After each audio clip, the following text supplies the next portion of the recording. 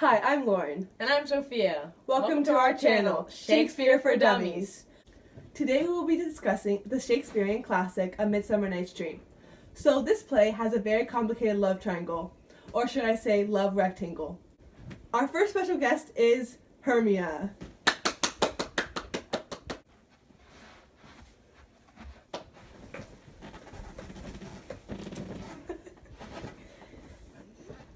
Welcome, Hermia. So, tell us a little about yourself, your love life, and your daddy issues. Okay, yeah, so right now, I'm really in love with Lysander, but my dad just really doesn't see him the same way, which is super annoying. I mean, like, he might be, like, rude to some people, but, like, in a good way, you know? He's perfect.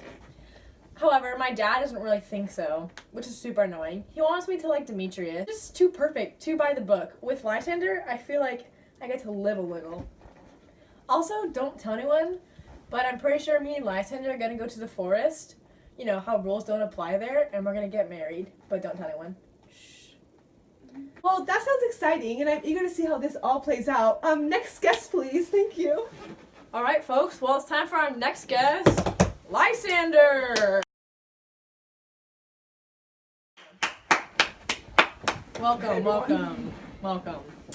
So we just talked to Hermia, and how do you feel about her father not liking you? Well, I just want what's best for our relationship. Right now, her dad doesn't see me as worthy, but, don't worry. That will change. Our love is so strong, he cannot keep us apart. And, don't tell anyone, but, me and Hermia are planning on running away to the forest to get married. Well, that sounds exciting. Is it time for our next guest? And our third guest is Demetrius. Go.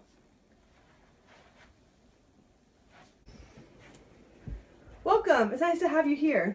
Just a question. Do you think Hermia will ever like you?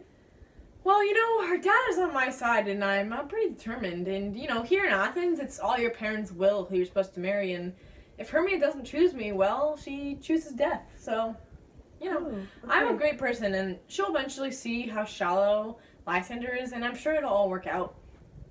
Well, good luck. And now to our last guest. All right, well, it's time for our next guest. We haven't really heard of this one yet, but her name is Helena. Hello. So, if you don't mind me asking, who are you again? I'm Helena. I love Demetrius. And I'm the same as Hermia. We are both pretty, both have a good reputation in society, and everyone likes her but not me. I don't even get it. And Demetrius is perfect for me, and I'll do anything for him. Literally, Well, I'll follow doesn't sound him desperate or anything. everywhere. What? No, not at all. Well, I guess I'll do it for all of our 4 love characters, so thank you so much for coming. Well, that was fun. A quick clarification if you missed something. Hermia loves Lysander, but her father, Aegeus, wants her to marry Demetrius, who loves her too. And then there's Helena, who loves Demetrius, but that love is unrequited. Now back to the story. Let's backtrack a little bit. So in Midsummer Night's Dream, there are 2 settings, Athens and the forest. In Athens, the king is Theseus, who is about to marry Hippolyta, who is the queen of the Amazons. Rules are everything in the city, and they cannot be broken. Even though Theseus sees the love Hermia has for Lysander, he cannot let her be with him because that would go against her father, Aegeus's wishes. However, in the forest, there is more leeway. No rules apply. This is why Lysander and Hermia want to run away to the forest, because there they're allowed to love each other and get married. The king of the forest is Oberon, and his queen is Titania. The fairies, Oberon and Titania, are in a fight because Oberon is being unfaithful in their marriage, but Titania also has stolen a child and refuses to return him. So if this sounds a little weird, there is an old myth that fairies would steal newborns right when they were born while they were asleep and swap them out with identical children that look the same, but they're the bad version of the baby. Oberon's servant, Robin, also known as Puck, plot revenge against Titania. So also during the same time, there are mechanics, which are basically actors, and they're in the forest practicing for a play for the wedding, and the main actor in charge is Nick Bottom. He chooses a way to advance play for these mediocre actors to perform. This play is called Pyramus and Thisbe, and in the play, Pyramus and Thisbe, 2 characters are in love, but their parents do not approve, so they run away to get married. Sound familiar? This play within a play allows Shakespeare to comment on the idea that it is really hard for some people to decipher between reality and fiction. While the actors are practicing for the play, Oberon and Puck, who is Oberon's servant, decide as revenge they will make Nick Bottom, the main actor, have a donkey head and then put flower juice on Titania's eyes and make the first person she sees to be Bottom. Just to clarify, this flower juice is a special potion from a magical flower in the forest from the fairies, and it makes the person who receives the potion on their eyes fall in love with the first person that they see. We're winding back to the love rectangle.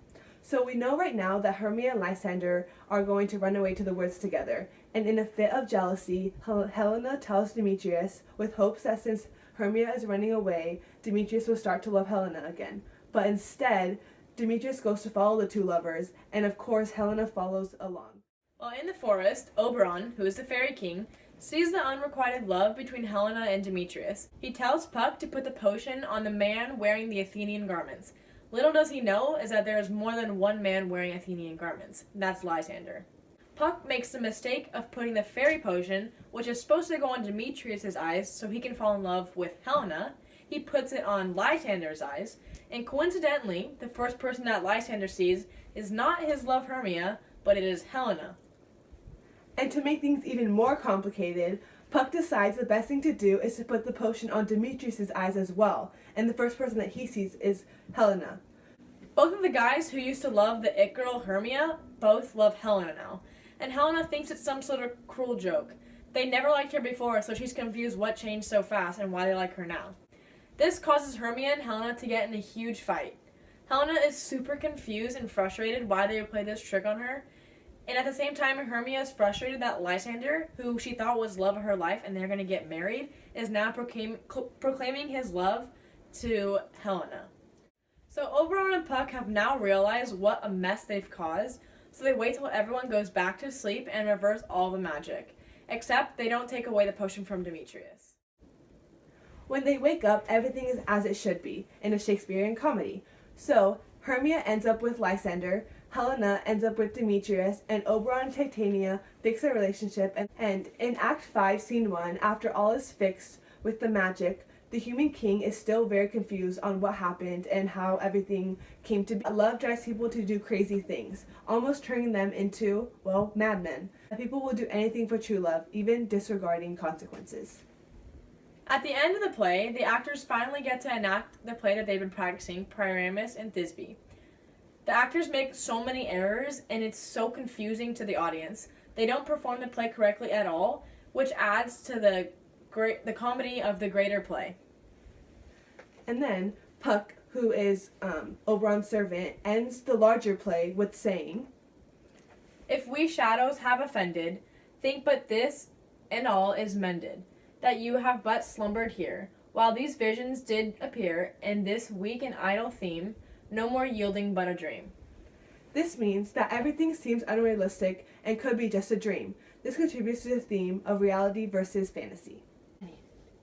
To finish off, the main themes of the play were the role versus men and women, where in the entire play, men are trying to control the woman, like Aegeus was trying to tell Hermia who to marry, and Oberon was trying to take all the freedom away from Titania, his wife. Another theme of the play is disobedience. Hermia was not going to listen to the commands of her father, even with the consequences at hand. This theme shows that love is stronger than any challenges. A third theme incorporated into the play was dreams. When the human world and the fairy world clash, many events occur that were unable to be explained because the magic in one world did not combine with the rules of the other. To play it off, fairies act as if all of the magic was just a dream. Here is a video from one of our loyal supporters of Midsummer Night's Dream. I love Midsummer Night's Dream. It's interesting, intricate, and a great love story. It's one of Shakespeare's best plays. Thank you for watching. Hope you enjoyed.